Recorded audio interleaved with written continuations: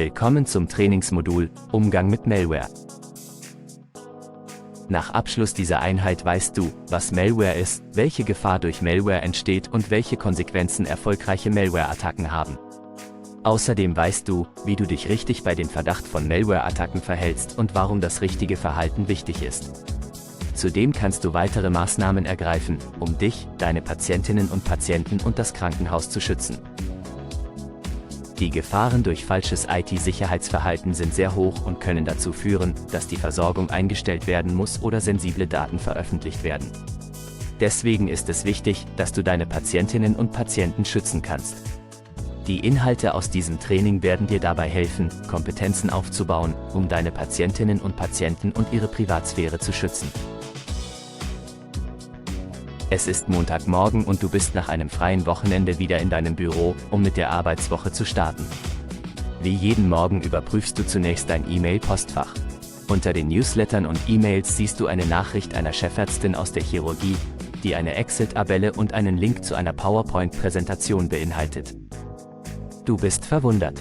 Da du in einem ganz anderen Fachbereich arbeitest, ist es sehr ungewöhnlich, eine E-Mail von jemandem aus der Chirurgie zu erhalten. Du schaust dir die E-Mail nochmal genauer an. Doch warum könnte es sich bei dieser E-Mail um ein Informationssicherheitsrisiko handeln? Es gibt mehrere Hinweise, warum diese Nachricht ein Informationssicherheitsrisiko sein könnte. Zunächst wurde die E-Mail von einer privaten E-Mail-Adresse außerhalb der Organisation versendet. Auch wenn als Absender der Name der Chefärztin hinterlegt ist, ist es wichtig zu wissen, dass Absenderadressen von E-Mails mit einem geringen Aufwand beliebig gefälscht werden können. Hinter dem in einer E-Mail angezeigten Namen einer Person oder Organisation kann sich ein ganz anderer Absender verbergen.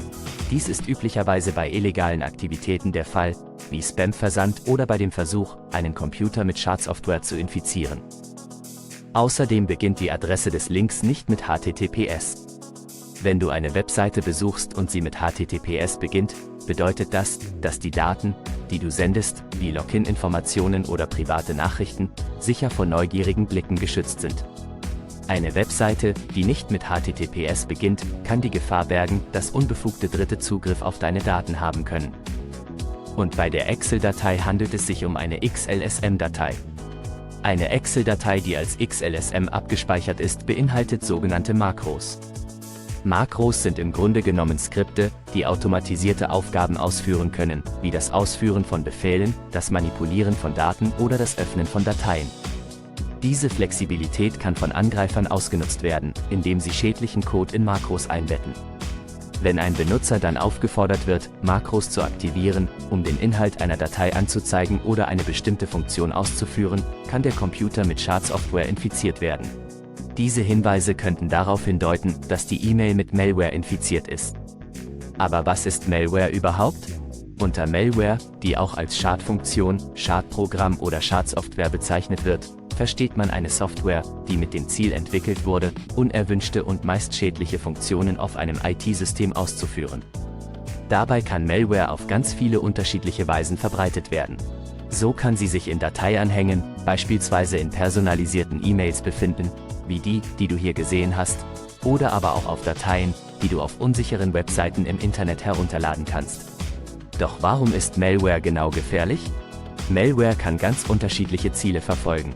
Als sogenannte Ransomware kann sie unterschiedliche Daten wie zum Beispiel Patientendaten oder Finanzdaten verschlüsseln. Häufig verlangen die Angreifer dann eine finanzielle Leistung für die Entschlüsselung. Werden die IT-Systeme verschlüsselt, so bedeutet das für das Krankenhaus, dass die medizinische Versorgung eingeschränkt werden könnte oder das Krankenhaus ganz schließen muss. Dadurch können lebensrettende Maßnahmen verzögert oder sogar vollständig unterbrochen werden, was nicht nur die Sicherheit der Patientinnen und Patienten gefährdet, sondern auch das Vertrauen der Bevölkerung. Da Malware in vielen verschiedenen Formen auftreten und weitreichende Konsequenzen für dich, deine Patientinnen und Patienten und das Krankenhaus haben kann, ist es wichtig, dass du dich richtig verhältst, sobald du den Verdacht hast, dass eine Malware-Bedrohung vorliegen könnte.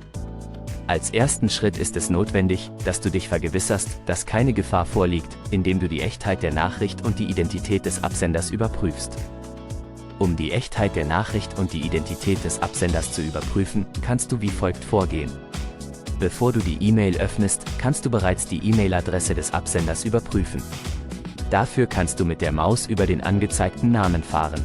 So wird dir die verwendete E-Mail-Adresse angezeigt. Um zu überprüfen, ob der Absender echt ist, kannst du dir den Quelltext der E-Mail anzeigen lassen. Aber Achtung! Teilweise wird dieser Quelltext auch manipuliert. Falls du die E-Mail schon geöffnet hast, kannst du darauf achten, wie der Inhalt der E-Mail formuliert ist.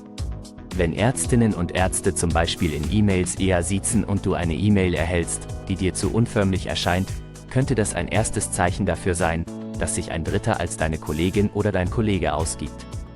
Wenn du dir unsicher bist, ob die E-Mail echt ist, kontaktiere den Absender am besten über einen anderen Kommunikationsweg, wie beispielsweise per Anruf oder dem persönlichen Kontakt. Dadurch stellst du sicher, die Bedrohung von Malware noch weiter zu minimieren. Auf keinen Fall solltest du bei Ungewissheit Anhänge öffnen, auf Links gehen oder Dateien aus dem Internet runterladen.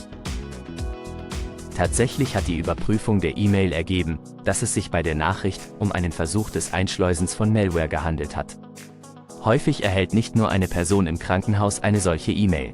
Um das Krankenhaus optimal zu schützen, kannst du den Fall der Informationssicherheitsabteilung deines Krankenhauses kommunizieren, damit deine Kolleginnen und Kollegen über diese Angriffe und das entsprechend korrekte Verhalten aufgeklärt werden. Super! Du hast diese Einheit jetzt abgeschlossen. Du kannst das Wissen jetzt bei deiner Arbeit umsetzen. Dadurch steigerst du das Sicherheitsbewusstsein in der ganzen Einrichtung und du schützt dich, deine Patientinnen und Patienten und das gesamte Krankenhaus. Gut gemacht!